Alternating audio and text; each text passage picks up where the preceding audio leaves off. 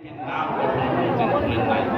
যখন এই দেশের ক্রান্তি লগ্ন এসেছে তখনই এই দেশের নেতৃত্ব দিয়েছেন। কোটি কোটি গুণ বৃদ্ধি করিয়া বাবা আদম থেকে নিয়ে আজ পর্যন্ত যত নর নারী মুসলমান আয় আল্লাহ হামরায় আল্লাহ ধানের শীষের কান্ডারি জনাব ইয়াস প্রধানমন্ত্রী দেশনেত্রী বেগম খালেদা জিয়ার রোগ। আসসালামু আলাইকুম। ধন্যবাদ ধন্যবাদ বড় ভাইকে। পরিপূর্ণ সুস্থতা দান করিয়া দাও। ডাক্তারের ক্ষমতা নাই, ও আরো তাদের মন করিয়া দাও।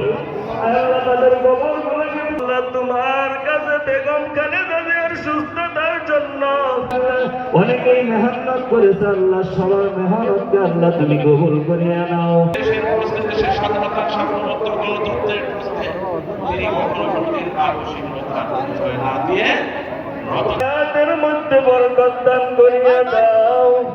আয় আল্লাহ,